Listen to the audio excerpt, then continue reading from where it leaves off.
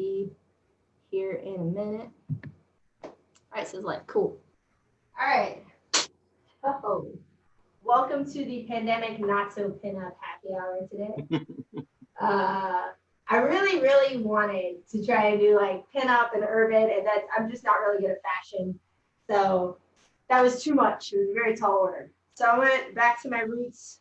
For those of you who don't know, I spent a very substantial amount of my life in a hip hop dance crew. It's like 8 or 9 years. I actually had to pick between dance and this paid bills more consistently because dance is like working gigs all the time. But this is the other side of me very few people in my current life are familiar with. There's a whole group of people that know me right there. Today I'm going to go by the name C Money in tribute to Danny Veras, who brought a lot of us together on the Danny and Jackie Happy Hour. If anybody from there is watching, shouts out to you guys. We miss you, or I miss you. So the whole concept of today is malt liquor. And I'm going to be mixing up some drinks with malt liquor. I took a poll to see what malt liquors were most popular or what people wanted me to mix with. And there were some that I don't actually have today, but it was because I was having trouble finding them. And then after I'd done all of my recipe development, I could find all of them. So, that's just how life goes. I'm going to pull up the Facebook thing to make sure I can see stuff. In case you are not in the Zoom room, I will try to keep an eye on the Facebook thing if there's any immediate questions I need answering.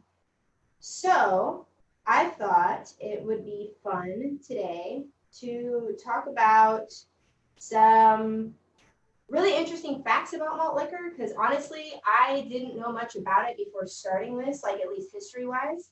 I knew what it was. I'd had very little of it. A lot of people have had malt liquor and not realized it. If you had a Smirnoff Ice, they are not made from vodka. They are made from malt liquor. The brands I'll be using today are Smirnoff Ice, Old English, also known as Old E or 8 Ball, and Mickey's, also known by the name of Grenades or the Hornet. There's a ton of them out there. You have Steel Reserve, you have Colt 45, but a lot of people associate 40s, which is this particular size, it's a 40-ounce bottle, and malt liquor with urban communities with people of color, communities that are lower income. And interestingly enough, I was unaware that, you'll forgive me, my eyes itch, I have like full fake lashes on today. I was unaware that originally malt liquor was created to be the new inexpensive champagne for rich white communities. And it was originally promoted in like country clubs and higher end restaurants, and there was a whole campaign about it. So if you go and look at old campaigns, like really old campaigns for malt liquor, everyone in the ads is white. And they're like sitting at tables. It's Mickey's and all these served in champagne glasses because it has that froth on it, like champagne or like beer. And it was really, really a very intense campaign. Nobody bought it. Nobody wanted it, and it didn't work. And so it went through this like weird dip where it was just kind of sold in stores for a little bit. And then it was picked up by urban communities because it was wildly inexpensive. It had a little bit higher proof than some of the beers available at the time, because malt liquors, when they first came out, were only at about 5%. So what we have beers, and beers back in the day were only about 3%. So it was a higher alcohol option, super cheap, and you could drink one and done. Like you could be really good to go. So it became like a party drink. And the fact that it was in a 40-ounce bottle, it was designed that way so that it would be reminiscent of wine, where if you didn't finish it, you could cap it, put it back in your fridge like you would recork a wine bottle. Unlike a beer can, where if you pop it or you pop the cap off, it's over. You have to drink it or toss it. So I thought all of that was really interesting. Once the 40s and malt liquor made its way into the urban community and the community with a lot of people of color, there were a lot of prominent figures that saw the opportunity to get into advertising and back a lot of these brands. So if you look into the advertising of that phase, you'll see a lot of really famous rappers, a lot of famous Black actors and things like that that are promoting the sale, and they're in these. They have, if you listen, it's really fun to get on YouTube and listen to the ads, like the actual ads that were on TV instead of just looking at the print ads. A lot of them are very salacious and racy, but it was with the times. 70s and 80s, everybody was about sex in a very, very vocal way. So yeah, it's just a really interesting little thing. And then they kind of fell off the market after they made their way into a lot of rap songs in like the late 80s, 90s, kind of into the early 2000s, but by then they were really losing a lot of popularity. And then you hear a lot of songs, if you are into like rap culture and hip hop culture, a lot of the songs transition from drinking 40s to Henny, Cristal, and popping bottles. So it was more classy. Like all rappers now make their money, so we got to upgrade from the 40. But me, I like being a person that remembers where we all came from. So all those rappers that rap about Henny and Cristal and all that kind of stuff, they all had 40s at some point. So we're going to bring it back to the 40s, but we're going to class them up. I just really like this because I've thought this idea when Woody floated it to me was genius because it's cheap, most of the time easy to find. And then we usually, as bartenders at least, we usually have a lot of things sitting around the house that we don't always experiment with. So these become really good mixers because they act like adding Sprite or beer or champagne, but they got booze in them. I did a tasting. So not all malt liquors are created equal. Of the ones we have today, the three that I have are very, very different. Obviously, Smirnoff Ice, if you've had it, this is the OG original flavor. It's got a flavor more similar to Sprite, where it's that lemon lime, kind of citrusy and bright.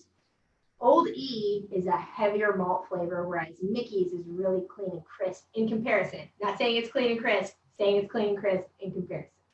So what I want to do today, we have 5 cocktails, and my colleague and friend, Woody Latour, has humored me with creating a playlist to go with these. I wanted to urban this up so hard because I really miss all of the things I used to do back in my heyday.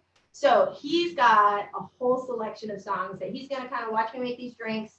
I'm going to ask him to give a couple song recommendations.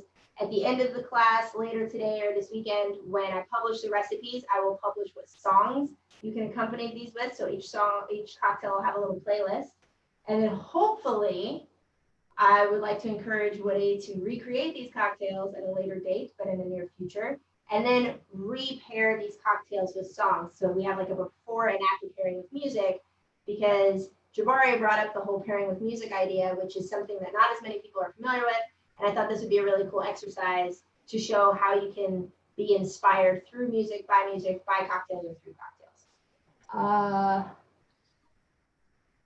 Awesome. We have a couple people mixing along today. Somebody's got super juicy limes, super about it. Juicy produce is the way to go. But we're going to get started. And I wanted to get started with what I'm calling the paper bag special. If you've ever gotten 40s, a lot of the times at the gas station or the corner stores, they'll give you a bottle like this in a brown paper bag. And a lot of people have been known to go and drink them on the street, just opening it in this paper bag to kind of hide what they're drinking. So for this cocktail, for the paper bag special, we're going to be using Old E. Old E also goes by the name 8 Ball. Just a little fun fact, there's a couple of rap songs out there that refer to it. 8 Ball also does mean cocaine or drugs in a bunch of other circles, but in some instances, it is referring to malt liquor. So for this cocktail, we're going to build it in our glass. I thought it would be really fun to use a glass that looked like a beer can. So I have this. It's a very simple cocktail. There is a traditional malt liquor cocktail known as a Brass Monkey, also a song from the Beastie Boys. And it's basically OJ and malt liquor. And if you ever want to make a traditional one, you get a 40, you drink down until the liquid touches the label, and then you juice up with OJ in the bottle, good to go, you have a Brass Monkey. So I wanted to take that concept, kind of dress it up just a little bit, make it a little fancier because we're all adults now. Hopefully we have more than $2 to just spend on OJ and malt liquor. So what we're going to do is I'm going to use orange liqueur. I'm going to put a 3/4 ounce directly into my glass. And you could shake this cocktail. You don't have to build it in the glass, but because I'm just kind of paying tribute to quick drinking, I wanted to build this one in my glass. Then I'm going to add 3.5 ounces of orange juice. Put that in there.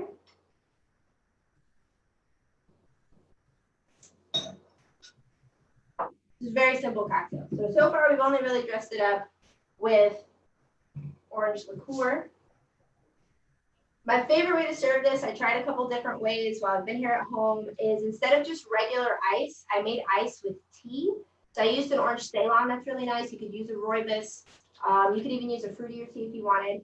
But this is going to be an iced cocktail. So the ice, if you make it with tea, is really nice. It kind of slowly infuses and helps the flavor kind of change and morph over time, which I find really interesting. And we're going to pour about halfway up our glass, give or take. It's kind of about 4 ounces, but it's also depending on what flavor you like. And my one thing about this cocktail is the flavor is really, really, really, really good. However, the aroma is not as inviting as the rest of the cocktails I designed. So I came up with a solution. Right now, I'm going to ice our cocktail.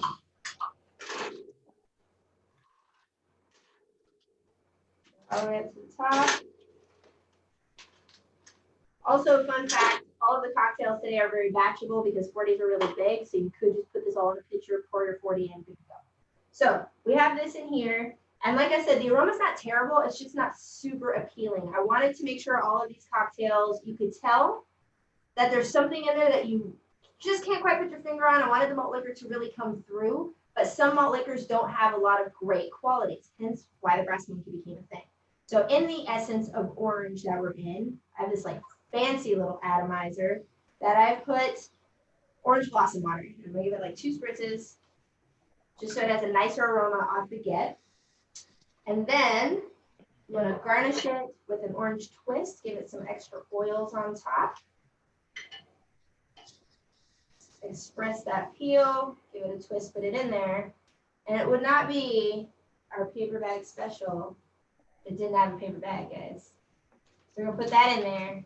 We'll bring it over to you. We're gonna cheers to the Shorty under 40s class and the paper bag special.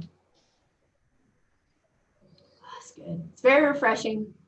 It's not a beer mosa, not a mimosa, but it's a very classy malt liquor osa. I guess we'll go with that. Or the paper bag special. Yeah, really good stuff. Like every time I made these cocktails, my brain was just constantly upset about how tasty they became because I honestly didn't think this was going to work as well as it did. So yeah, paper bag special, paper bag optional, of course, but I highly encourage it. It kind of makes it feel more authentic. So moving on from the paper bag special, we're going to continue with our Old E. Oh, wait, no, before we do that, Woody, do you have a couple song recommendations? Can I spotlight you? Is that okay? Absolutely. Sweet. All right, so for the paper bag special, what music are we feeling? This one was kind of easy once you gave me the title or the name of the cocktail. Brown Paper Bag by DJ Khaled. All day. Especially to get started as the first right out the gate. All right. With some honorary mentions, honorable mentions. Brass Monkey was actually one I decided up by the Beastie Boys because that fit. And 40 Ounces for Breakfast by Black Alicious. Oh, I love that one. Yeah. I like it. I feel like all of those are fantastic recommendations because this would be a very great breakfast cocktail. And then Brass Monkey, that funky monkey is my jam. Like it just gets you hyped. And I feel like this cocktail is one of those things where it's subtle. Like if you're drinking 40s, you're not trying to get absolutely hammered immediately. You're just trying to keep that buzz, keep it rolling all day so you can keep that party going. And I feel like Brass Monkey just makes me kind of hyped. Every time it comes on, I absolutely lose my mind. That's a different story and a different dance party that we're not in right now. So continuing with the Old E, like I mentioned before, it is called an 8-ball. So I have a cocktail that I designed called the 8-ball turn up. Because turn up means, I think what the kids say is like, I'm pretty sure it means that you get really hyped or excited at the party because you turn up, like you turn up the music because everything is bumping. So I wanted to turn up this 8-ball with a couple extra things. And I actually wanted to try and find a way to combine notes that I like from certain sangrias I've had, and then mix them with a malt liquor to make like a cheap man's or poor man's sangria inspired cocktail. So this one is definitely going to require a shaker. And what we're going to put into our shaker is we're going to start off with pisco. Pisco is actually a liquor I don't think I've used, or an alcohol that I haven't used on this class before. There's kind of like a border fight between Peru and Chile, like who owns Pisco, like who, both of them claim it as their national spirit. They both have Pisco Sour as their national cocktail. I've had Chileans make it and Peruvians make it. And if I'm going to be absolutely blatantly honest, I think the Peruvians do it better, but that's an argument for other people. All their Piscos are not created equal, I will say that. But this happens to be a Peruvian Pisco. I'm going to use 1 ounce of Pisco. And I like to call this the turn up because this is that cocktail you make if you need just a little oomph extra added to your party so you can turn up a little quicker. Like maybe you're just not there yet. Maybe you've had a bad day and everybody's already at the party. Drink this and then you'll be on their same level. Then we're going to use a 1/2 ounce of peach liqueur. You could use apricot too, but peach I thought was really nice. Apricot is probably one of my favorite liqueurs, but it has a little bit more depth and complexity than peach does. Peach tends to be a little bit fresher and brighter, so I think it works a little bit better with this cocktail. We're going to use a 1/2 ounce of red wine simple syrup. And I usually put the preparations for things like this in the flyer that I put out at the beginning of the week for the class that's on Sunday. I tried this cocktail originally using a Malbec, and then I used a Merlot.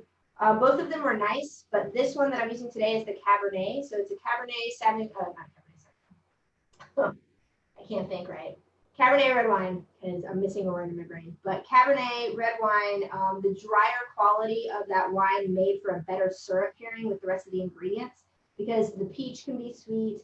The Pisco, because it comes from grapes, has a natural sweetness to it. So the drier red wine syrup, I thought, went better. But if you just have like a little leftover red wine, any of them will do.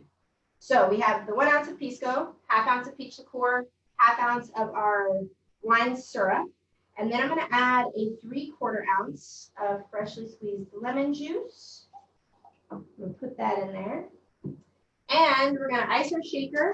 It doesn't have to be like super shaken, maybe about 10 to 15 seconds. Shake this up.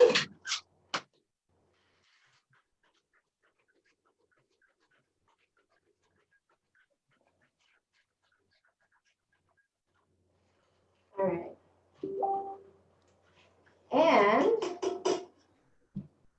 just in case you are going to make this because you're trying to go turn up at a party, I figured it would be really good to make this transportable or portable. So we're going to funnel this into a flask, this little neat little glass flask here. Nice. So I'll funnel in there. Now I'm going to pour in my Old E at the end, because if I pour it into my shaker here and then pour it into here, it's going to foam up twice. So I'm going to start by straining this directly into my little flask. It's going to be this really pretty pink color. Also, if you're going to like say go to a party, or you want to like batch at home because you want to be a little bit lazier, you could shake up enough of these and then just put them in a pitcher. And then when you're ready to go or start your turn up, put the Old E into the pitcher. If anybody wants ratios on how to batch up, please let me know. So now I'm going to slowly pour some Old E into here.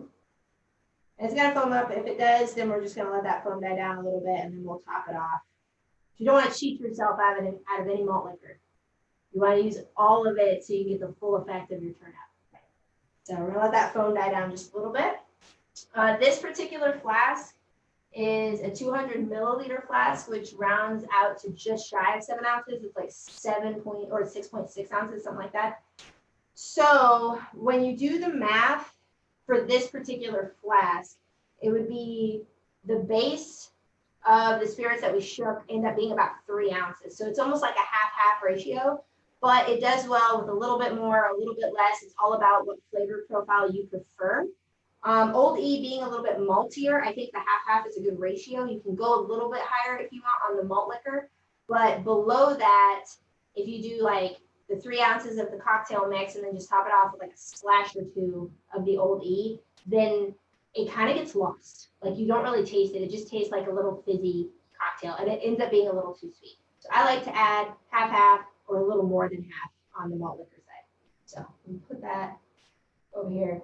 By the way, fun fact, I have found this out. The foam off of a 40 takes a while to die down. It is not like other beers where it's just like you pour a Budweiser in a glass and all of a sudden that foam is there and gone. It's like it likes to stay there.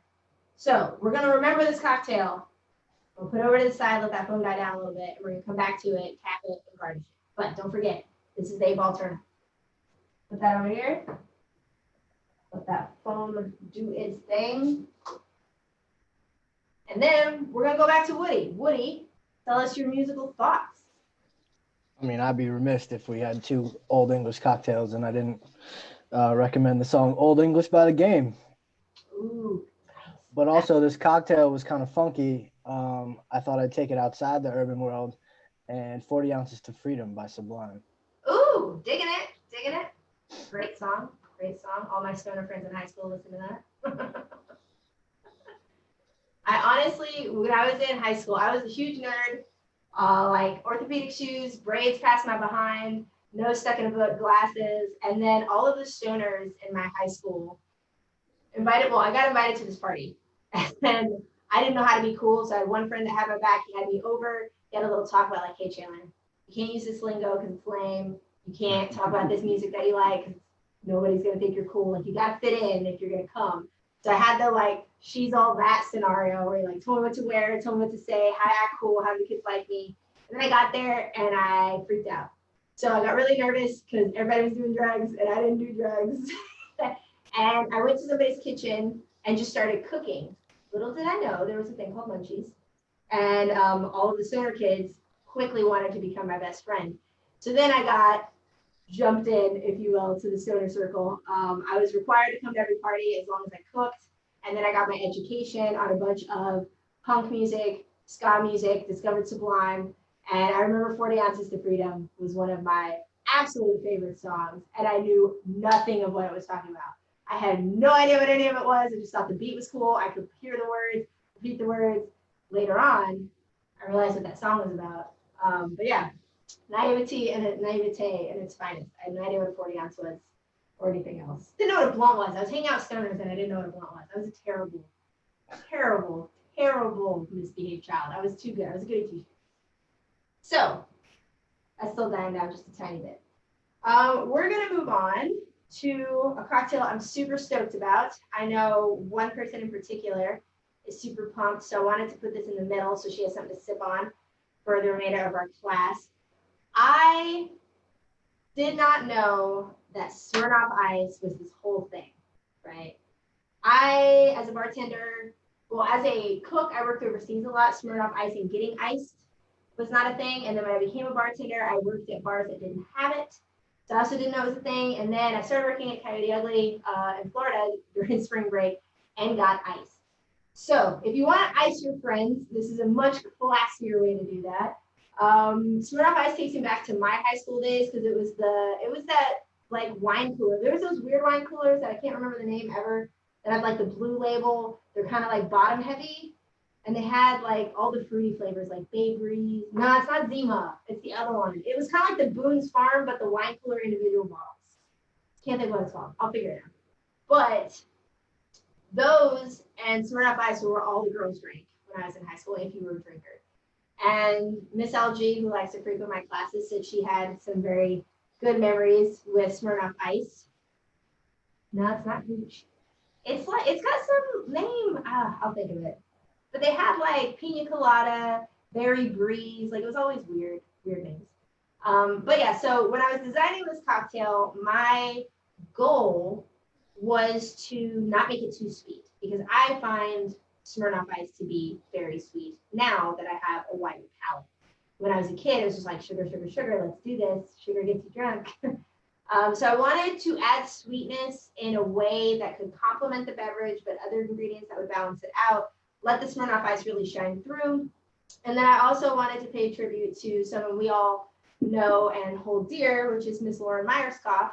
And she is the founder and owner, co-founder and owner of Cocktail and Sons Syrup Company. They make these awesome syrups that you can use at home. And while I tell everyone here to go make syrups every week, if you ever want to cheat, go get her syrups. They're phenomenal. Half the time I cheat because I'm just lazy. But we're using this really neat one today. It's called Fashionola. It is currently not available. They have currently sold out, if I'm not mistaken. So if you don't have this, use a strawberry simple syrup in the meantime. But then as soon as this becomes available, get you some because this is a game changer. This cocktail syrup has a combination of strawberries, hibiscus flowers, pineapple, mango, and passion fruit. It's just really bright, fruity, not overly sweet, and just really brings a lot of nice nuances to this cocktail. So what we're going to do, this cocktail is called 40 Winks, which is slang or an idiom for taking a nap. Because if you drink at least 2 of these, that's what you're going to need. You're going to need a nap. Or you power through it and drink a third one, but most likely you're going to need that. So we're going to have a cocktail shaker. And this one's going to have a bunch of stuff in it. So buckle your seatbelts. It's about to get malty. So we're going to start with silver tequila. I'm not brand specific, but I did try this with aged tequilas. It's not as good. It will work. You can swap it out for gin, vodka, but I thought tequila worked really well based on the other ingredients I'll be using. So it's 1.5 ounces directly into the shaker. Put that in there. Then we're going to use a really fancy ingredient called chartreuse. Most people use green. I'm a huge fan of yellow. Green tends to be more herbal, has like more bitter notes, whereas the addition of honey and saffron to the yellow chartreuse kind of mellows it out. They're both beautiful spirits. I just feel like there's this weird cult following of the green. I feel like yellow doesn't get enough attention, and I really like it. So it brings herbal notes to this and a certain depth of sweetness that I thought was better than the green. So we're going to use 1/2 ounce of yellow chartreuse. At the end of the day, I know a lot of people probably don't really wonder or probably care why I choose what I choose. They just want things to taste good and drink them. So if you like just fast forward through this on the rewatch, that's fine too. So we have our yellow chartreuse. We're going to use a 3/4 ounce of lime juice, preferably fresh squeezed, just going to make it a lot better. Put that in there. And then if you have your Fashionola syrup handy, we're going to use 1/2 ounce of that.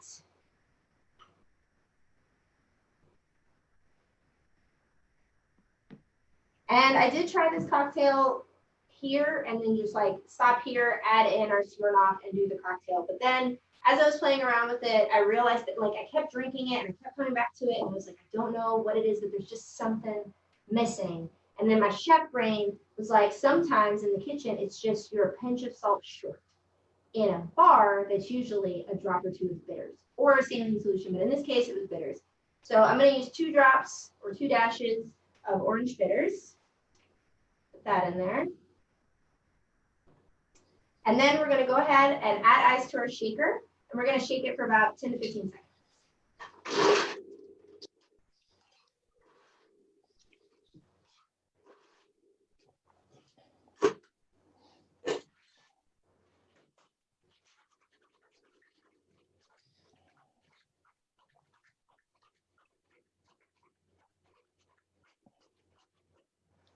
All right.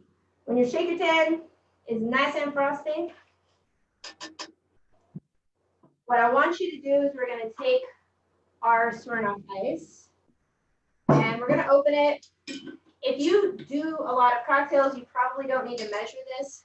Honestly, if you're off by a couple ounces or more, it's still going to taste good. I did the math. The perfect ratio is 4.5 ounces.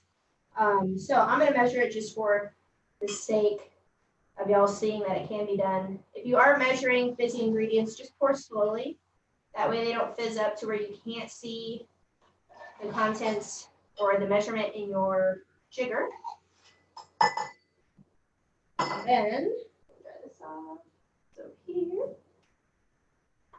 And then we are going to get fancy because we put a lot of fancy stuff in this. We deserve a fancy cocktail. So I have this absolutely gorgeous glass. I love this glass. I'm going to use my absolute favorite ice, which we all know if you come here often, Sonic Ice. Pebble Ice, my absolute favorite. It makes me so happy on the inside. And it's tiny and bubbly, and so are the bubbles in Smirnoff, so I thought it was just good. Really good fit.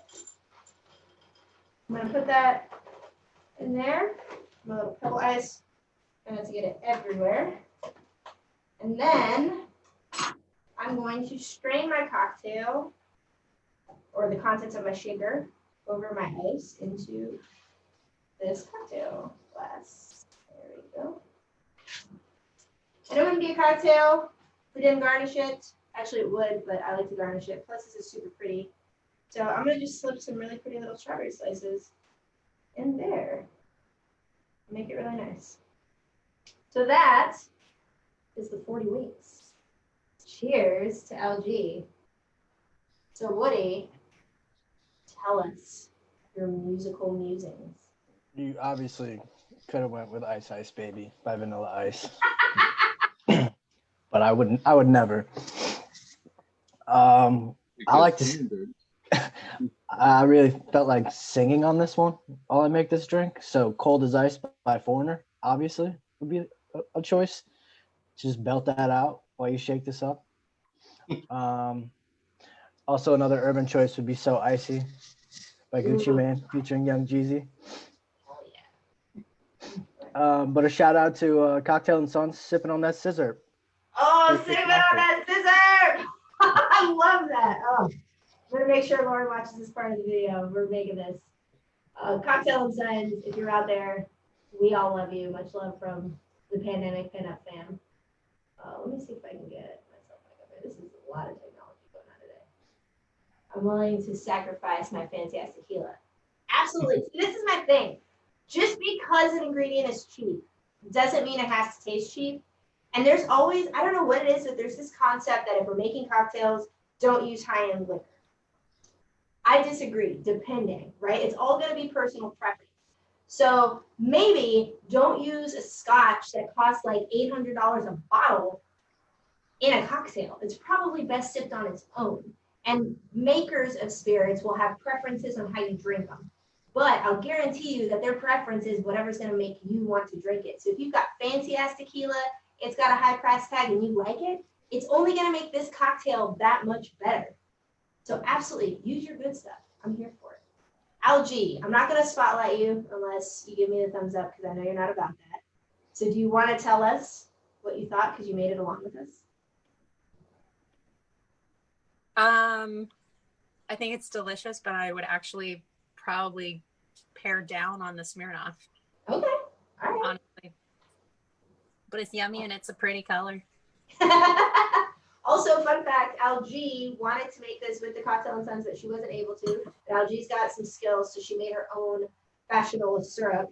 So when you get like the actual fashionable syrup, I would love to hear you make it again with these exact ratios and then see if the ratio of Smirnoff should be lower maybe with the home one and then more with the Cocktail and Sons, because those are things that most people don't think about. You think you buy something or you make something and it's all going to be the same. But something is different as a different brand, right? Maybe the tequila you're using. What tequila are you using? Because I know you said fancy. The Dobel. Ooh, okay. I don't have any cheap stuff right now. Hey, we in the industry like to call it flex. Yeah. So she is flexing over here on me and my drinks. And I'm about it. I'm here for it. I love it. I'm glad you like it. Because I had you so deep in mind when I made this.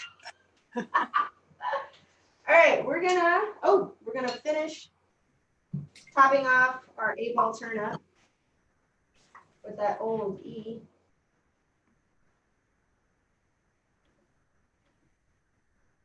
Hoping it doesn't try to explode. I'm just gonna keep doing that. Probably come back to it once more. And like I said, I'm only doing this in the flask because I thought it was a cute idea.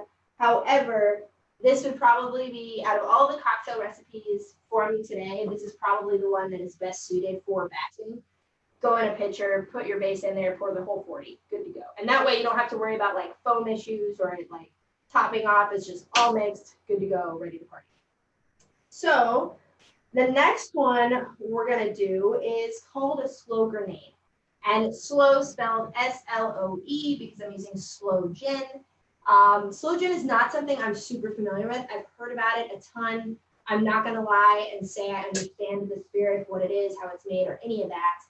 I intend to research it more, but I picked it up because it was on sale for about $12 a bottle, and I figured if I like it, I'll take it into account and then research it. If I don't like it, then I don't want to know anything about the spirit. But I'm currently in love with Sloe Gin, and it's a very confusing relationship because I don't know enough about it for me to have such deep emotions about this Sloe Gin.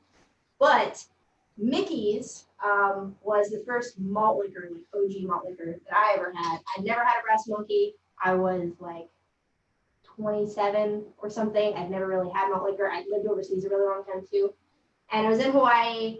I had met the guy that I'm currently dating, a bunch of our friends. We were all on the road, and they started talking about, we were singing to Brass Monkey. And I didn't know what it was because they're like, Chandler, you're so hyped about the song. Have you ever had a Brass Monkey? And I was like, is that something you have? I thought it was the name of a song. And so they explained the whole concept to me. We immediately stopped at a 7-Eleven, picked up some Mickey's, and they gave me a roadside introduction or on the road introduction to Brass Monkey. Mickey's, the reason it's called grenades, they do have these smaller bottles that have this like hexagon pattern, and they look kind of like a grenade. So they're called green grenades or grenades. I thought it was really cute. So that's why I'm calling it Sloe Grenade. It's kind of like some pop culture trivia about Mickey's. Sloe, because the Sloe Gin is just such an interesting addition to this particular malt liquor. So for this cocktail, you're going to need another shaker. And we are going to use 1 ounce of Sloe Gin. I promise to find out more about this spirit so we can get educated together. If y'all have information that y'all want to share with me on Sloe Gin, I am here for it. I love learning new things. So we're going to use a whole ounce. Put that into there. And then I have this really interesting Jägermeister, which I've used before in the class. I'm not a Jaeger fan. Also something that I'm very vocal about. If I'm going to pick, there's usually like 2 schools of thought when it comes to most bartenders. It's either they're Jaeger fans or Fernet fans. Definitely more of a Fernet baby. Jaeger, for some reason, I think it's just because I got turned off of it because it's so thick, so syrupy. It's always ice cold, which I know is like how it's supposed to be served. But then I got turned on to Jaeger Scharf. Scharf means hot in German. And what it's referring to is the added heat that they add with ginger. This one still has those licorice notes and those herbal notes that traditional Jaeger has, but the ginger is just a really nice addition. Definitely not as gingery as I thought it would be, but it's been a lot of fun to play with, and I'm really fortunate that no one where I live ever wants to buy this, so my liquor store sells the full-size bottle for $8. So it makes it really entertaining to play with, as opposed to having to spend like your traditional $25, $30. But knowing that it's not $8 in probably anybody else's line of markets, I would still actually buy this for the real price. So I do really like the Sharp more than the traditional. And I'm going to use a 1/4 ounce of this Sharp. If you're newer to these classes with me, I want to say at least 2 months ago, there was a cocktail that I made called the Tiki Meister, and that had this in it. And then there was another one that's called Hunter's Tea, which is actually a traditional Jägermeister cocktail.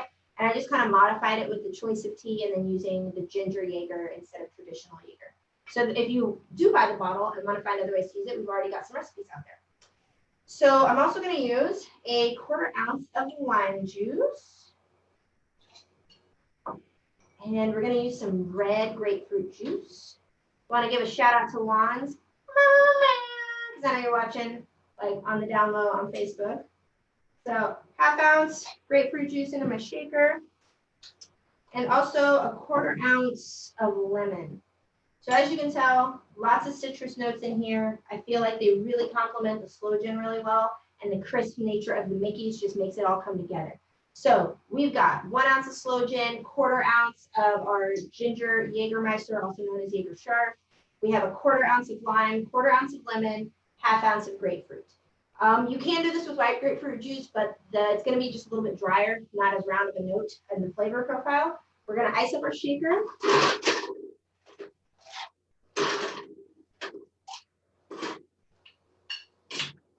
We're going to take it for about 10 seconds.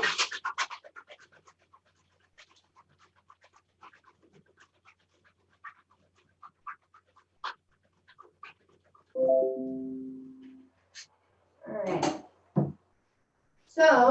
this cocktail, because grenades are the mini version of Mickey's, I have this mini pint glass that I'm going to use for this particular cocktail. And I'm going to strain the contents into the glass before icing it.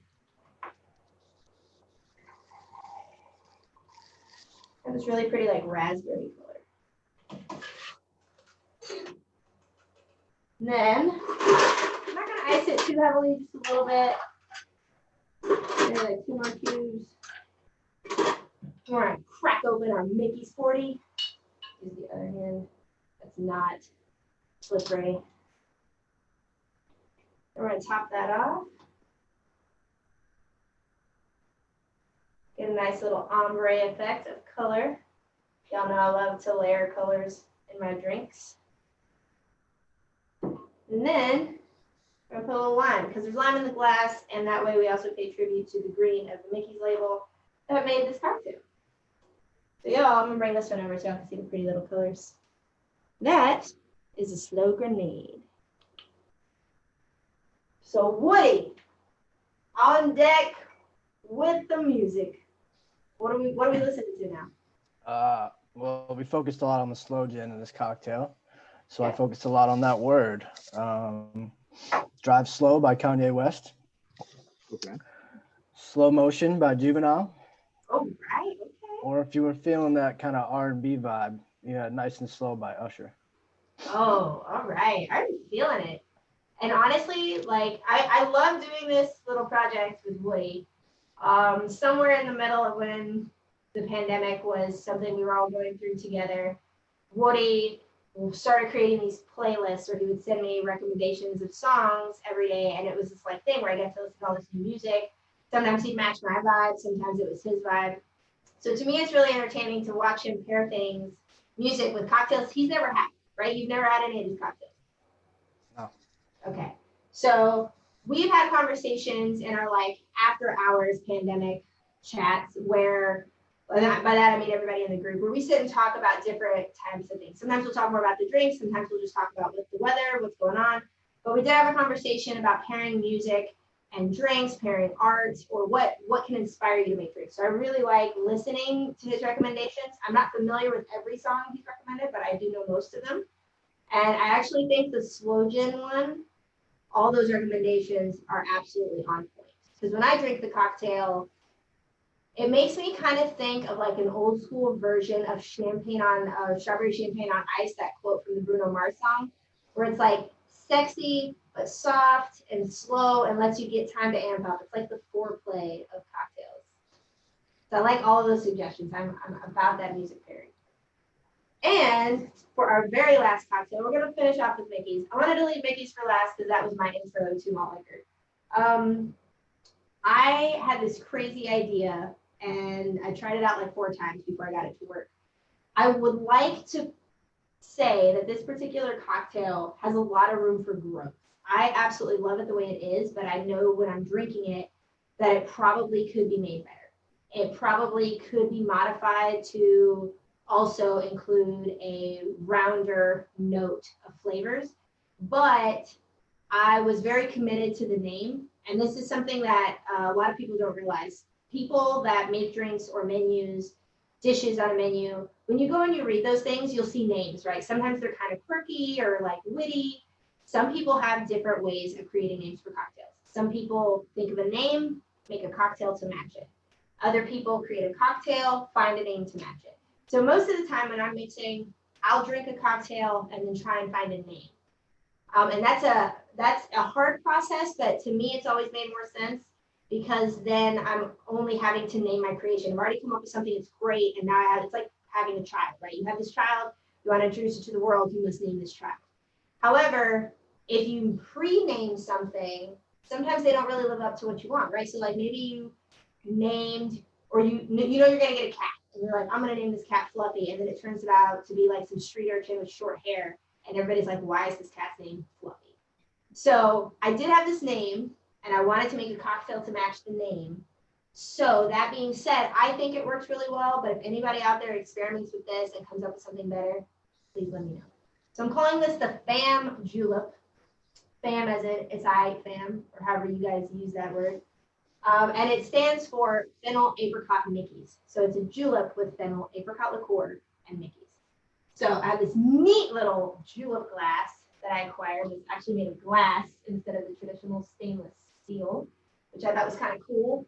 If you've never had a julep, traditional juleps are mint juleps. They're usually bourbon based. They have a ton of mint, a ton of ice, and they're just really refreshing, even though they have high quantities of sugar for the ratio of other things that are in there. So I wanted to try and do that, but usually when you make a julep, you kind of swizzle it or stir it in the glass and the whole glass frosts up.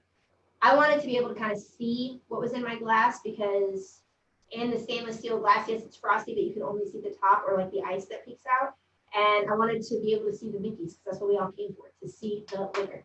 So in my julep glass, this is going to be another one that I'm building in the glass.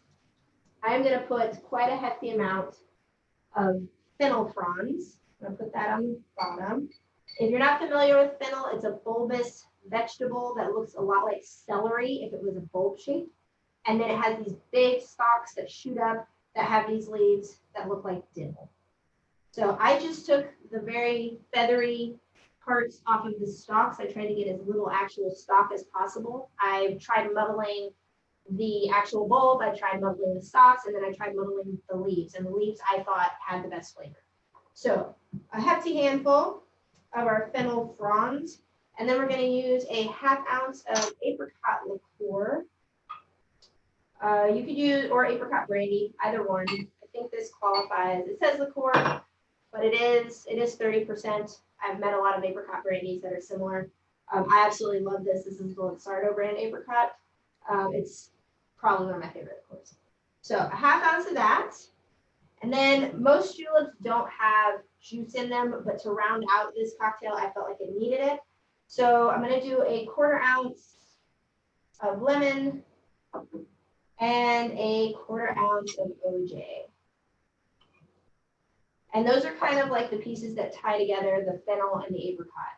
So I'm going to take my muddler and just spend some time crushing and muddling these fennel fronds. If you've never used a muddler before, it usually has a flat part and a rounded part. The flat part is what you want to be at the bottom of your glass or your shaker pressing on your ingredients. And you want to lightly press and rotate. And how many times you're going to do that really depends on what you're muddling. If you have really soft leaves like basil, the more you muddle, the more they will also bruise. And they can also get really bitter. So practice doing like anywhere between 4 to 6 times to start when you first start muddling things into your cocktails, especially leaves. And then if you drink it and you're like, ooh, it could have needed a little bit more flavor, muddle maybe twice that. And then if at that point it still doesn't have enough of the flavor of the leaf that you're going for, double up on your leaves. So we have that. And then I'm going to add just a little splash of Mickeys to get us started. Like that. Then I'm going to add in my happy ice, also known as pebble ice. I'm a little crazy today. About 5 cups of pebble ice at Sonic, so that I have enough to turn up with these 40s after the class. I'm going to put a lot of ice in there, leaving myself enough room to kind of stir. I'm going to use this cocktail spoon. I'm going to just kind of stir it around. If you're new to using a cocktail spoon, quick little technique talk. The back part of the ladle, right? Not the dish part, but the back part of the ladle that's like that. That's what you want pressing against your glass. And it's not this. You really want to hold it kind of like a pencil and try to rotate just your wrist. It takes a little practice, but once you get the technique down, it's fairly simple. You can go slow or fast. I just really want to give it enough dilution before I top it off. Put a tiny bit more ice because it makes me very, very happy. Also, juleps have like inordinate amounts of ice. It makes them kind of intimidating to drink sometimes. Put that in there. And this one doesn't need a top off. Depending on your julep glasses are not all created equal. Standard ones go between 4 to 8 ounces, but there are some that are 12 to 20. And you could do this in a pint glass too. You could do that too. But for this recipe, I like a glass that'll allow me to put in anywhere between 3 to 7 ounces of Mickeys. It just kind of depends on how frisky I'm feeling. Then we'll garnish that with a little lemon wedge. Traditionally, you put like maybe mint on the side of a mint julep. The problem with using like the fennel fronds as a garnish is they tend to wilt really easily because they're really, really thin. So instead of that, I chose the lemon. But fam, that's our julep. And that is also all of our malt liquor cocktails today. So thank you for joining this Shorty and her 40. But before we go, we got to figure out what music we're listening to when we drink the F.A.M. julep. So Woody, take it away. Good. It's all good. Happy I could pair all these. For this one, I was stuck on the name Mickey's for obvious reasons. And Hey Mickey was, you can't really miss that one. By your favorite rendition of it too, because there's apparently like 20. But then my favorite Mickey performer, Mickey Avalon, I would go with Jane Fonda on this one. Here for it. I like it. So just to remind everybody, if you are adventurous enough to try anything that I put out into the interwebs at home, please share that with me because I absolutely love that. I do this just to stay sane, but it really does warm my heart when I encourage people or people feel inspired to do things, whether it's what I'm doing or their own version. But I will be consulting with Woody later today to get like a full list of all the songs. I'm going to put together a little playlist.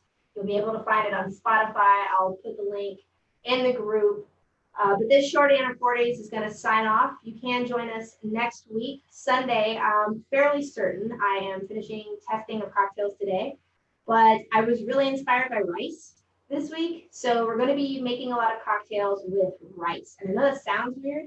And by rice, I don't necessarily mean just rice-based alcohol. I mean, we're going to make syrups with rice. We're going to use rice waters, all kinds of stuff. So there'll be some interesting things. If you have rice at home, please hold on to it. Don't eat it all before next Sunday. I'm going to be using some specialty rices. If you don't have them, it's totally fine. Any rice will get you through the class. But if you happen to have the specialty rices, I'll be using black rice, jasmine rice, and regular rice. But those will be interesting. There's going to be some very crazy looking cocktails, some very fun looking cocktails, and I'm looking forward to it. So if you're on Facebook, thank you for tuning in and joining us. Woody, shout out to you for all of the recommendations. This has made me so incredibly happy. I'm going to jam so hard the rest of the afternoon drinking these cocktails. But if you're on Facebook, unfortunately, you don't get to stay for the after. You should join us in the Zoom next time. So we'll see you guys later.